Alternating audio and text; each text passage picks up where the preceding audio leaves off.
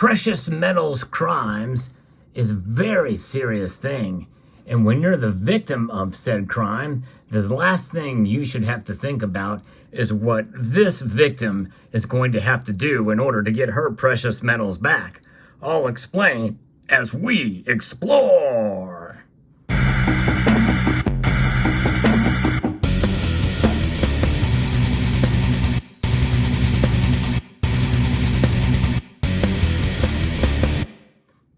Gold, silver, platinum, and gold. All of these metals have been stolen in bar form from one lady, $100,000 worth. I don't know how she got these bars. They very well could have been handed down, but it represents a lot of hard work, whether it was by her or somebody else. And likely probably it was her that worked hard for those metals. $100,000 worth stolen, according to a story here from 1011 Now. And this is a radio station of KOLN out of Lincoln, Nebraska, as shared with me by Silver Bull 30. You know, stories like this I do like to cover in the world of precious metals crimes. I have a whole playlist of them that I hope you will check out. And I hope you will consider subscribing to the channel if you haven't done so already, if you enjoy news stories regarding precious metals. Now, Silver Bull sent this to me, and I'd already done some research on this story as well, too. And it just goes to show you my subscribers are great and viewers, and I appreciate everybody who shares things with me. So out of Lincoln, Nebraska, a Roca woman is out at least $100,000 worth of gold, platinum, and silver bars after her man that was living with her stole all of it, according to the Lancaster County Sheriff's Office. There's a lot of lessons there just in that first sentence. Yes, indeed. LSO said that the investigation revealed that 37-year-old Matthew Hodges was the primary suspect after he pawned some of the stolen items in Lincoln. Hodges then traveled to Pensacola, Florida to pawn more bars, LSO said. An arrest warrant was then issued for Hodges. He was later spotted in Lawrence County, South Carolina, driving a Subaru Forester, and license plate cameras identified him. He was arrested Thursday and is currently awaiting extradition. So apparently, you know, he didn't think too far ahead in this, but nonetheless, what is the lesson we can learn from this? Know who you are living with.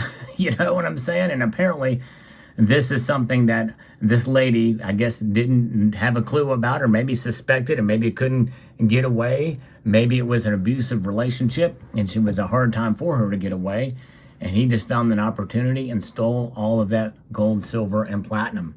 In fact, as a victim of precious metals crime myself, stories like this really, hit close to home, because that was an opportunity how my precious metals got stolen as well. Not by somebody who lived with me, but by somebody who knew somebody who lived with me.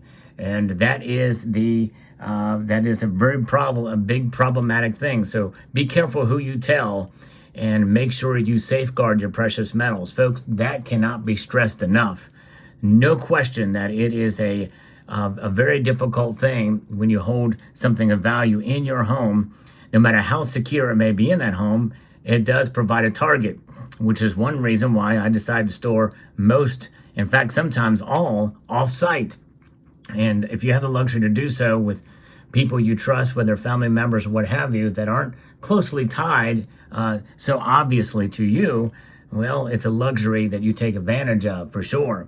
There is some counterparty risk in doing so, obviously, but you know, all of those contingencies, or much of those contingencies, have been discussed, and I would encourage you, if you're going to do that, to make that happen. If you don't have that luxury, well, you definitely want to have multiple layers of security and protection in your home. I cannot stress enough how important that is. That includes an alarm system with cameras that can cover every square inch of your home, inside and out, and also plenty of weapons to secure your items and yourself if somebody were to gain entry. And presume that an entry to your home uninvited is the worst case scenario, which means that you should act in that kind of scenario to protect your home and your valuables, because you cannot read the mind of somebody who's breaking in. You must assume the worst. and neutralize the threat. And but nonetheless, those are the ways to protect yourself and also keep them well hidden in the home if you do have them there. That means safes and other areas that are not easy to find. In fact, almost impossible to find. There's plenty of videos out there. I know Cybercurrent Twitcher has posted a video about clever ways to hide your precious metals and others as well. So if you have a situation where, maybe you don't have room for a large safe, well, there's plenty of ways to be very clever and discreet with your metals holdings. Nonetheless, in this case, what happened after this just really blew me away. This is a sort of textbook on how this dude was caught. And so far in this story, this is really not much anything different than what we normally see in a case like this. I'm glad he was arrested. But LSO, this is the London Lancaster County Sheriff's Office, said that Hodges has a history of forgery and theft in Hull and Cherry County. So he's got a track record. This lady who was shacking up with this guy, you would think that she would have known that or done a little research, but I don't know, crazy. But they believe he stole other items and pawned them, but LSO is still investigating. Now this is where it gets infuriating. But so these bars were sold to pawn shops and traveled to Pensacola to pawn more bars and to other areas where he pawned them in Lincoln. But regarding the pawn bars, the law permits authorities to place a hold on the items. All right, okay. So in other words, these pawn shops are not allowed to sell them.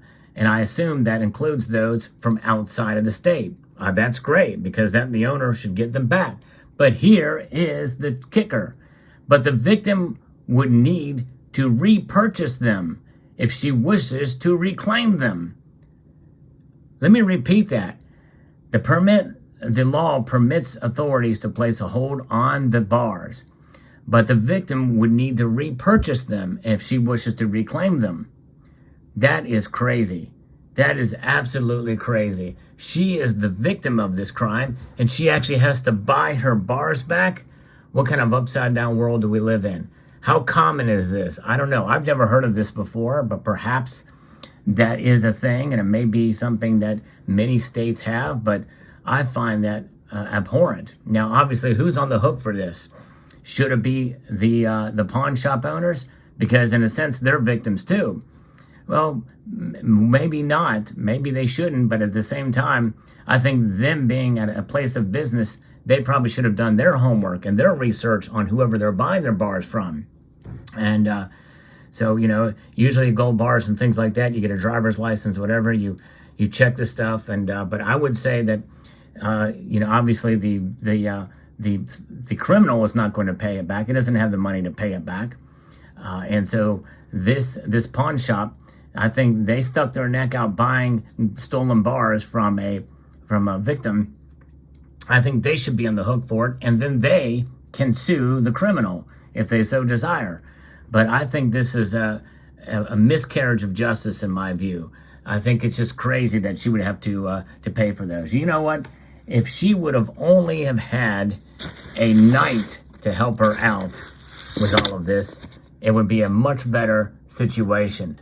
This is from the Germanium Mint, who sent it to me for review. This is the last in the third and final coin in the series that has been issued through the Bank of Malta, the Central Bank of Malta. The Germanium Mint is making a modern reference to the traditions and history of the Order of Malta. And it comes in this nice blister pack. Very, very cool. You can actually stand this thing up. I'll put that down there so you can kind of see it a little bit here. The coin's obverse features a knight in ornate armor, guarding the freedom and unity of Europe. Behind him is the watchtower of Valletta, as well as Fort St. Angelo in Brugge, which was the order headquarters during the Great Siege of Malta.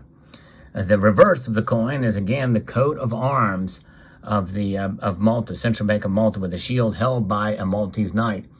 And this is just really, really cool. I love the design elements of this and the multiple layers of frosting and textures that they do on their pieces. Germanium Mint never disappoints.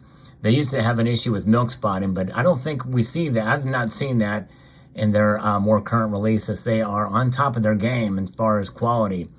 And this is an amazing. It's got a limited vintage of 15,000 pieces, and a beautiful piece indeed.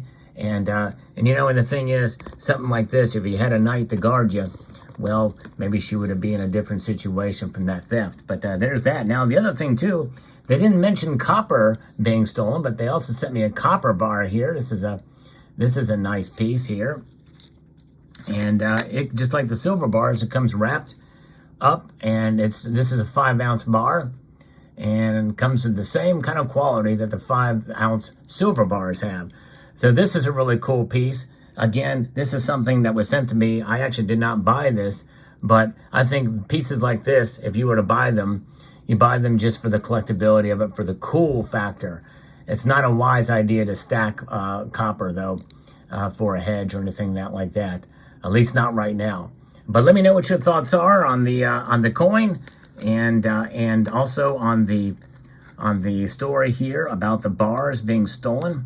Hope you found this video informative, insightful, and newsworthy. I'd like to extend a multitude of gratitude to each and every one of you for taking the time to watch, and to encourage you to please rate, share, comment, and subscribe.